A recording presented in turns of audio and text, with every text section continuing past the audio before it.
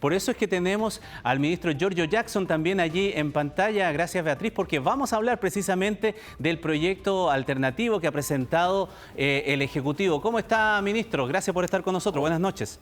Hola Ramón, buenas noches y saludos a quienes nos están viendo. Ya, vamos a hacer una dinámica aquí en televisión. Yo sé que usted a lo mejor no tiene un retorno visual allá de lo que vamos a presentar en pantalla, pero me va a escuchar igual de todas maneras claramente porque vamos a ir desarrollando un poco lo que son el proyecto, cada uno de sus puntos y lo vamos conversando. Porque este proyecto de retiro acotado presentado por el gobierno se aprobó, como se decíamos en la Comisión de Trabajo, y va a seguir su camino legislativo. Entonces queremos ver de qué se trata. Veamos por qué es distinto a los antiguos retiros del 10%, y eso es lo que queremos establecer. Veamos entonces, desplegamos nuestra pantalla gigante, proyecto de ley de retiro acotado del 10% presentado hoy día por el gobierno, que tiene básicamente estas 6 medidas para posibilitar este retiro del 10%.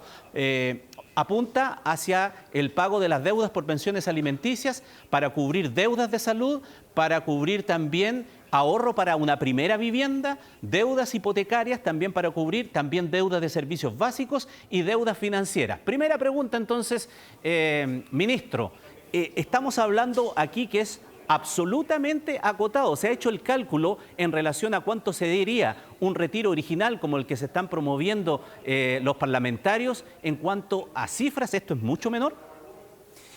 Bueno, sí, y no solo es menor en las cifras, sino en la forma en la que esta podría impactar en la economía.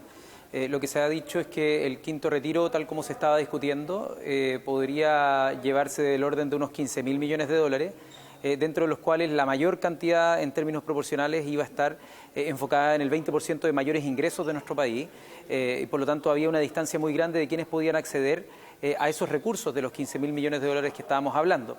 Este proyecto que nosotros estamos presentando aborda cerca de 3.000 millones de dólares, si es que uno lo pudiera estimar de alguna forma, y esos 3.000 millones de dólares están particularmente enfocados en las personas que hoy día más lo pueden estar necesitando y sobre todo con un criterio de justicia en algunas de las medidas que las vamos a dejar de forma permanente, como por ejemplo el que las personas puedan hacer exigible los fondos de los padres de los niños, niñas y adolescentes que no han pagado su pensión alimenticia, y por lo tanto esa que era una demanda muy sentida de la Comisión de Constitución a la hora de evaluar el quinto retiro, nosotros la estamos tomando completamente, y no solo de manera completa, sino de manera permanente. Por lo tanto, ahí también hay un núcleo importante de beneficiarias, principalmente son mujeres, niños, niñas y adolescentes que muchas veces tienen que estar persiguiendo a quienes son los deudores de pensiones alimenticias. Detengámonos en ese punto, para ir ahora parte por parte, tratando de ir rápido con cada una de las medidas para que se entienda mejor. Avancemos entonces en nuestra gráfica. Precisamente, se me olvidó decir que también hay otras medidas que flexibilizan el acceso al seguro de cesantía. Pero pasemos en detalle a la primera medida que ya se refería el ministro Jackson. El retiro del 10% para el pago de deudas por pensión alimenticia, retiro de fondos previsionales para el pago de la deuda, mecanismo permanente ante el incumplimiento de reiterados del pago. Importante tenerlo claro, ministro. Entonces, aquí no es que la persona, el deudor, tenga la posibilidad de querer o no querer hacer el retiro. Vale decir, a quien van destinados los fondos puede por sí mismo pedir ese dinero. Exactamente, lo puede pedir ante el Tribunal de Familia, y esto, al igual como ocurrió con los otros retiros pasados, sobre todo en el último, donde las mujeres lucharon para que se pudiera hacer de esto algo efectivo y que ha tenido una cobertura gigantesca, ha sido de verdad algo positivo, y por eso hoy día lo reconocimos, ayer también lo reconocimos, y lo tomamos de manera completa para que sea una norma permanente. El mismo en Mesa Central el día domingo, el ministro Mario Marcel, antes de que comenzara el debate acá en la comisión por nuestra parte, dijo que le parecía de toda lógica que esto fuese una solución permanente y que no dependiera de cuando legisláramos un retiro adicional, sino que fuese algo permanente, que una vez que a las personas no les pudieran conseguir que la liquidación de la deuda de pensión alimenticia, se pudiera acceder a esos fondos de pensiones. Perfecto. Avancemos en la otra medida, cambiamos la lámina entonces para ir al detalle de la segunda, retiro del 10%, pero deudas con FONASA o ISAPRES que tengan las personas, o deudas con clínicas u hospitales. Cambiamos a la siguiente medida también, que implica el pago de deudas. Por ejemplo, en este caso ya no es pago de deudas, sino que incrementa el ahorro para postular al subsidio a la vivienda. Ministro, aquí está enfocado no para pagar algo, sino que para incrementar el pozo que uno tiene, la persona que quiere postular un subsidio habitacional. ¿Estamos bien? ¿Eso es? Así tal cual, puede ser por el DS-01 o el DS-49 y nos han dicho otros tipos de subsidios que los comités de vivienda muchas veces piden o eventualmente subsidio de clase media o también los subsidios para mejoras de vivienda.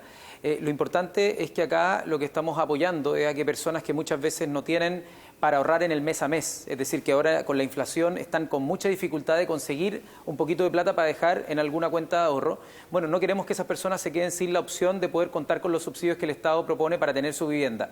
Y es por eso que nosotros decimos, bueno, dado que esas personas que puede que mes a mes no alcancen a tener un ahorro opcional, bueno, que ese ahorro que ha sido obligatorio, que ese ahorro que ha sido forzado lo puedan ocupar para cumplir el sueño de la casa propia, y eso es lo que nosotros también aquí estamos habilitando para todas las personas que así lo deseen.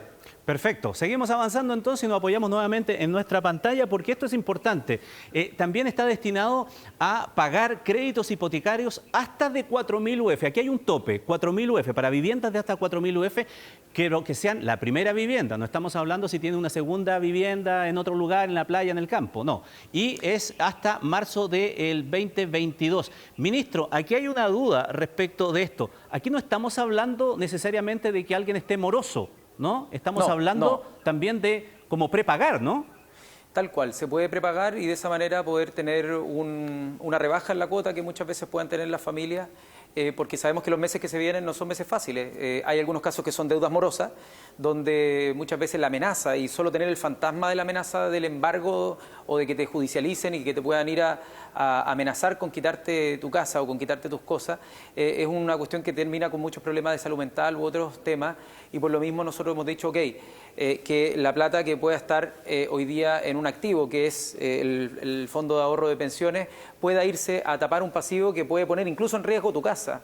Y por eso es que nosotros estamos pudiendo privilegiar en este caso con un límite, por supuesto, para que no sean casas de tan altos patrimonios, ni tampoco para la segunda o tercera vivienda, porque ahí estaría desfocalizado. Nosotros lo estamos haciendo con las personas que en el grueso tienen, las familias trabajadoras que quieren tener, o sea, que tienen su casa, hicieron el esfuerzo por un pie, tienen una casa que pueda costar menos de 4.000 UF, bueno, ahí la idea es poder apoyar. Avancemos entonces en la otra instancia que también se incluye, que son deudas de servicios sanitarios, electricidad y gas de red vencidas hasta marzo del 2022. Pero, ministro, aquí había una ley en donde se podía optar a esto, ¿y qué pasa entonces? ¿Esto entonces para un sector reducido o es acaso para aquellos que cubriendo ese beneficio todavía le quedaba deuda por pagar? Bueno, sí, tal cual. El beneficio de la ley que legislamos en el mes de enero en materia de morosos o hogares que están morosos por ámbito de electricidad eran cerca de 900.000 y la ley cubría 720.000. Por lo tanto, había una brecha de 180.000 familias que no podían postular, que ahora podrían postular. Y de las 720.000, el subsidio que estaba planteado para una repactación hasta 4 años cubría solo una parte del aumento en las cuentas que podrían tener las familias en los próximos meses, cuando empiecen a pagarse las deudas de los meses que no se pagaron durante pandemia. Por lo tanto, esta plata puede ir a ese diferencial, de tal forma de que las personas no tengan que aumentar su gasto en materia de servicios básicos, que es como lo dice la palabra, lo básico que tienen que cubrir las familias durante los próximos meses. Así que ahí los fondos de pensiones van a poder servir para cubrir esta brecha. Perfecto. Y la última entonces que vemos en detalle, avanzamos también, deudas bancarias, deudas con los bancos y también no bancarias que hayan sido contraídas hasta marzo del año 2022. Ministro, aquí estamos hablando lo mismo que la hipotecaria, uno puede estar al día en sus pagos, pero le queda un saldo. Aquí, por ejemplo, no existe el tope del crédito, o sea, estoy hablando de si una persona tiene un compromiso bancario de 4 millones, de 10 millones o de 15 millones, no hay límite. No hay límites, solo los establecidos por los montos que también establecía el retiro, es decir, de los montos que te queden en tu cuenta de pensiones, luego desde 1 millón de pesos hacia arriba el 10% y luego arriba de los 4,5 millones, tan solo ese tope de 4,5 millones. Por lo tanto, el tope está dado por la cantidad de plata que se puede sacar, no por el monto de la deuda que uno tenga. Y en este caso también es para bajar los niveles de tanto morosidad y por lo tanto que las personas puedan, por ejemplo, tener más posibilidades de emprender, o de repente hay gente que está en DICOM y puede salir de esa situación y poder encontrar de mejor forma un trabajo. O sea, hay un montón de cosas que, como tú decías al comienzo, esto no se trata de que, o lo decía la nota creo, el ministro Marcel, donde es absurdo pensar que esto es un beneficio para el acreedor, sino que es para que las personas puedan tener más libertad de no tener esa mochila de deuda y puedan salir adelante, obviamente, ojalá encontrando un trabajo, aumentando los ingresos de sus trabajos. Bien, explicado todo eso entonces y detallado en cada una de las medidas para que se pueda entender bien, vamos a algunas preguntas políticas, porque si hasta ayer decían que en el gobierno que no había que avanzar hacia más retiros y hoy presentan uno alternativo, en la práctica sus parlamentarios, entonces, ¿qué hicieron? ¿Le doblaron la mano al gobierno? A ver, como decía antes, en Mesa Central el día domingo, el ministro Marcel esbozó una de estas alternativas, la primera, y siempre dijo, acá en la comisión y en otras partes, que el gran problema de los retiros es cuando se inyecta liquidez al consumo o al consumo durable, ¿no? Esos son problemas que empujan la inflación hacia arriba y en este caso, dado que la inflación ya es de casi 2 dígitos, podría tener un impacto aún mayor. Entonces, estas medidas que nosotros estamos haciendo no vulneran esos principios que se han expuesto en la comisión, que es que queremos cuidar que el efecto eventual de que la gente ocupe sus retiros no aumente la inflación. Y eso se da porque hay una subrogación, que es el término legal, pero de la manera de traspasar lo que uno tiene en un activo, es decir, donde tiene algún ahorro o algo que valga recursos y lo traspasa a un lugar donde tiene un pasivo, es decir, una deuda. Y para explicar bien claro, las personas que tienen hoy día sus fondos de pensiones le están rentando a muy bajitas tasas o incluso negativas. El último tiempo han estado rentabilidades negativas, es decir, uno está perdiendo plata. Mientras que la deuda crece a unas tasas del 25, 30 o 40%, porque son tasas que se piden, no sé, a casas comerciales u otros lados, de tal forma que cuando alguien logra tapar una deuda, también hacia el futuro uno tiene mayor alivio. Es decir, en términos... Disculpen el término como medio técnico, pero en términos de patrimonio financiero neto para la persona, le conviene tener, de alguna manera, limpiar esas deudas para poder salir adelante. Por supuesto que no es lo ideal, no estamos planteando que esto lo quisiéramos hacer siempre, pero es mucho menos dañino, muchísimo menos dañino que lo que se estaba planteando en términos del retiro completo para el tema de la inflación. Ya, pero ahí quiero ir, porque si bien toda esta explicación que usted nos da parece y suena coherente, evidentemente, no sé si logra con todo eso convencer a todos los parlamentarios de su sector, porque no se ha logrado ordenar todo. Al menos en la votación en la comisión vimos que 2 parlamentarios del sector, Ilavaca y Soto, por ejemplo, no están con el gobierno. Entonces, lo que le quiero preguntar es que usted confía en que la votación en sala van a ordenar a sus parlamentarios. O sea, yo espero que la persuasión y el intercambio de argumentos pueda convencer a quienes quizás no han tenido todos los elementos o quienes se han ido convenciendo de que es muy dañino. Y yo creo que en la comisión igual quedó claro que nadie fue capaz de decir que el retiro no tendría un impacto catastrófico en materia de inflación. Nadie. Y al mismo tiempo, en la otra comisión que estuvimos, en la comisión de trabajo, los 2 diputados socialistas, la diputada Chicardini y el diputado Santana, votaron a favor. Por lo tanto, acá no es algo de un bloque político u otro, hubo votos cruzados de distinta naturaleza.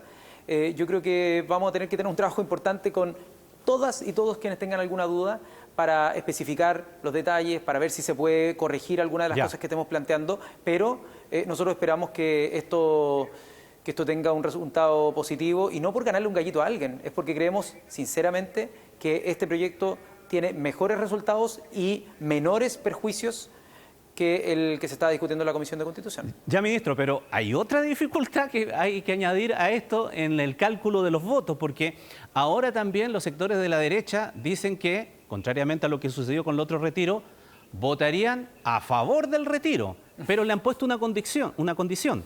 Le han dicho que para que puedan entonces rechazar ese 5º retiro original, no el que están proponiendo ustedes como alternativo, lo que tienen que hacer es que le están pidiendo que haya, no sé si un proyecto de ley o algo así, para que se garantice que los fondos previsionales no van a ser expropiables. Al parecer no les basta la palabra del propio presidente de la República, y cuando le hemos entrevistado y le hemos preguntado varias veces esto, lo ha dicho taxativamente, pero la derecha parece que está condicionando sus votos a que ustedes les presenten un proyecto de ley. ¿Es la moneda de cambio? ¿Lo van a hacer? O sea, ellos nos manifestaron precisamente esa exacta inquietud en términos de que no hay confianza, por lo tanto no nos creen en que nosotros cuando decimos que, lo hemos dicho de todas las palabras, de todas formas, no queremos expropiarle a nadie los fondos de sus cotizaciones individuales, a nadie. ¿Ya? Y lo que pasa es que como no hay confianza, nos piden que lo pongamos por escrito y nosotros no tenemos absolutamente ningún problema y de hecho hoy día en la Comisión de Constitución lo dijimos. Vamos a presentar un proyecto de reforma constitucional que establezca que las cotizaciones por capitalización individual de todas las personas, las acumuladas y también las que se establezcan en un nuevo sistema de cotización, lo que tenga de cotización individual, ya sean obligatorias o voluntarias, todas van a ser propiedad sin ser capaces de ser expropiadas. O sea, no tenemos otra forma que decirlo, lo vamos a poner en un texto y de esa manera espero que tengamos la claridad, la tranquilidad para que se dejen de difundir noticias falsas respecto a este tema, porque nunca lo hemos planteado, y de esa forma podamos avanzar en un debate en torno a una reforma de pensiones para que tengamos seguridad social al fin. Si mucha gente en las encuestas que han mostrado dice que quiere retirar los fondos de la AFP porque no confía en las AFP. Entonces, por supuesto que queremos avanzar en una reforma que nos permita tener un sistema de seguridad social y garantizándole a todas las personas trabajadoras que han cotizado que su plata, la plata que han ahorrado, no se va a tocar. A propósito que habla de las AFP, ellas también han reaccionado en el día de hoy. Quiero que escuchemos precisamente una declaración que es reacción a el proyecto presentado por ustedes en el gobierno alternativo.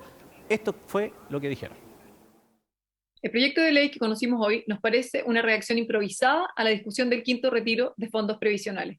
Convertir los ahorros de los trabajadores en el Servipack de deudas vencidas y por vencer, atenta contra la legítima demanda de millones de chilenos y chilenas por mejorar sus pensiones.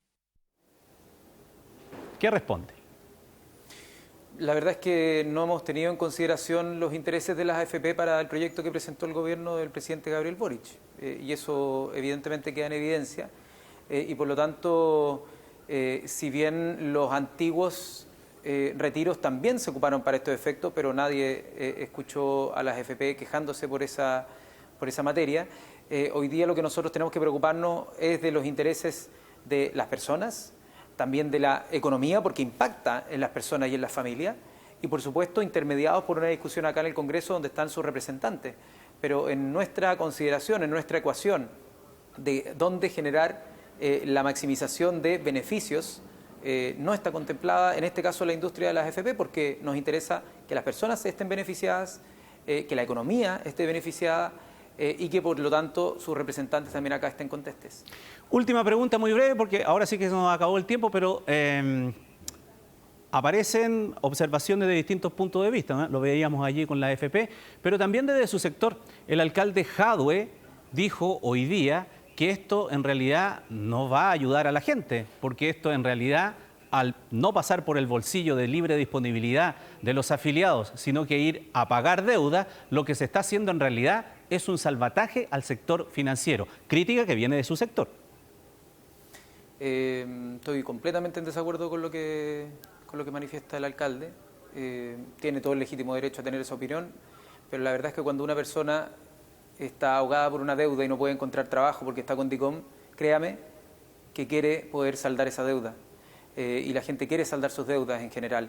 Y por lo tanto, con este proyecto simplemente se le está habilitando la posibilidad para que si las personas quieren, no es obligatorio, solo si las personas así lo quieren, puedan dedicar parte de sus fondos de pensiones para saldar una deuda. Y en el caso de las mujeres, no. En el caso de las mujeres, cuando estamos diciendo que pueden exigir el pago de la pensión alimenticia, es exigir. Y por lo tanto la persona que debe esa plata la tiene que poner. Muy bien, ministro Giorgio Jackson, ministro de las Express, gracias por estos minutos largos con nosotros para explicar, para entender mejor cuáles son las medidas y también para reaccionar a los cuestionamientos y las dudas que surgen a partir de lo planteado en el día de hoy. Gracias, buenas noches. No hay problema, cuando quieran un saludo a la gente que está en la casa.